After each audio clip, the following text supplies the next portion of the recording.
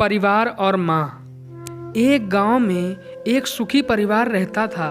उस परिवार में 3 भाई और एक बहन थी। उनके माँ बाप उन चारों से बेहद प्यार करते थे, मगर बीच वाले बेटे से थोड़ा परेशान थे।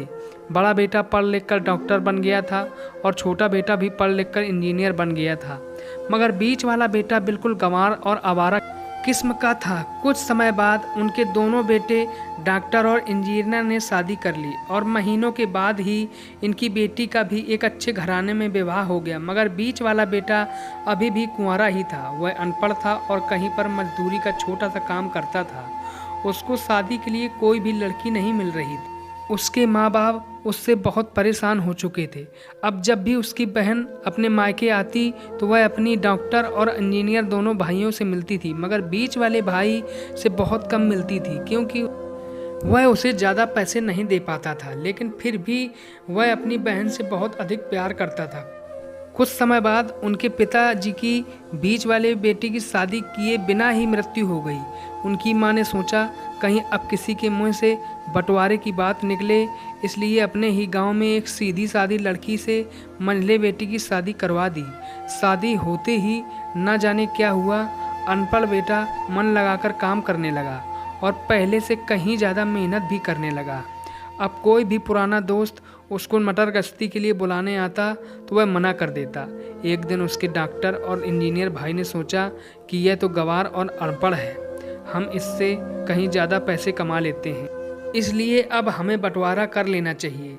माँ के लाख मना करने के बाद भी दोनों बेटों ने बंटवारे की तारीख तय कर दी और उन्होंने अपनी बहन को भी बुला लिया। तभी उनका गंवार भाई कहता है कि तुम लोग बंटवारा कर लो, मुझे जो बचे वो दे देना या न देना, मैं शाम को आकर अंगूठा लगा दूँ। तभी उसकी बहन कहती है, अरे बेवकूफ़, तू तो हमेशा बेवकूफ़ ही रहेगा। ज़मीन का हिस्सा तो आमने सामने बैठकर होता है। और उसकी माँ भी उसे काम पर जाने से रोकती है। उसी वक्त वकील भी वहाँ आ जाता है और कहता है कि आपका सारा हिस्सा मिलाकर 10 बीघा ज़मीन और एक मकान है। अब यह बताओ किसको कितना हिस्सा देना है, मैं उसी हिसाब से कागज़ बनवा दूंगा।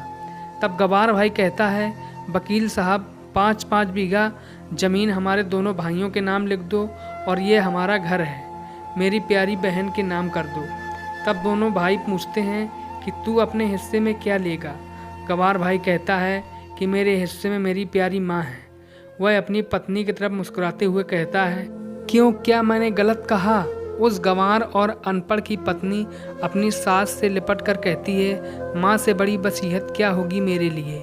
उसी वक्त उसका गंवार पति भी अपनी माँ से लिपट जाता है। गंवार बेटे और बहू के प्यार ने जमीन जायदाद के बंटवारे को एक सन्नाटे में बदल दिया। तभी बहन अपने गंवार भाई के गले लगकर लिपट कर रोते हुए कहती है कि माफ़ कर दो भैया, मैं आपको सम्मान नहीं दे सकी। तभी उसका भाई कहता है, मेरी प्यारी बहन, इस घर में जितना अधिकार हमारा है उतना ही तुम्हारा भी है। और रही बात बंटवारे की, तो बंटवारा नहीं करने से जीवन खत्म तो नहीं हो जाएगा। क्यों करते हैं हम बंटवारा? क्या हम एक साथ मिलकर नहीं रह सकते? जैसे हम बचपन में मिलकर खेलते रहते थे। एक साथ मिलकर रहने को ही तो कहते हैं एक अच्छा परिवार, और उस परिवार को संभालती है एक माँ। तभी उसके दोनों भाई भी बहुत शर्मिंदा होते हैं और वह बंटवारे के सभी कागज़ फाड़कर फेंक देते हैं। और उस दिन के बाद से उनका पूरा परिवार खुशी खुशी एक साथ रहने लगा। आशा करता हूँ ये कहानी आपको पसंद आई होगी। यदि कहानी पसंद आई हो तो लाइक शेयर करना बिल्कुल भी ना भूलें। इस पर आपकी क्या राय है कमेंट करें। यदि चैनल में नए हैं तो चैनल को सब्सक्राइब करें। कहानी सुनने के लिए धन्यवाद।